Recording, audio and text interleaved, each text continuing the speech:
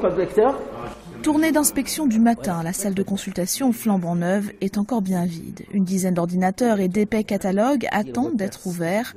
Les Archives nationales du Maroc, clairement, c'est encore un concept très nouveau pour les Marocains, comme l'explique le directeur du centre, Jama Baïda. Les archives, c'est le maillon faible du Maroc indépendant. Autant le Maroc traditionnel s'est occupé des grands manuscrits dont le thème est religieux ou alors littéraire. Autant pour les archives publiques émanant des services de l'État, ces archives ont été quasiment oubliées ou alors très mal gérées. L'absence de loi sur les archives, de nouvelles priorités à l'indépendance et la peur de la transparence, notamment sur les années les plus sombres de la monarchie.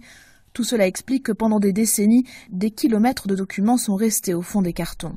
Aujourd'hui, avec ce centre, le Maroc veut montrer l'exemple et commencer ce travail d'exégèse. Ici, deux photos, une photo montrant une école de filles musulmanes et ici l'enseignement de l'hébreu dans une école appartenant au réseau de l'Alliance israélite universelle. 1,5 km d'archives sur l'histoire du Maroc sont désormais consultables, un travail crucial pour assurer la construction démocratique du pays.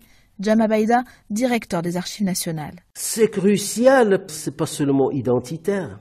C'est la gestion de la connaissance, de l'information aujourd'hui même. Si moi je sais, en tant que décideur, que ce que je fais est reflété par des archives qui seront communiquées demain au grand public, je crois que c'est là déjà une précaution qui fait que je dois faire attention à ce que je fais, que je dois le faire dans la transparence totale. Mais les difficultés sont nombreuses. À ce jour, les archives s'arrêtent à 1968. Manque donc l'une des périodes les plus sombres de l'histoire marocaine, celle des années de plomb, pendant lesquelles des milliers de personnes ont été arrêtées de façon arbitraire. Mais depuis quelques mois, un décret est en discussion pour obliger les administrations à rendre publiques leurs archives. Léa Lisa Vesterhoff, Rabat, RFI.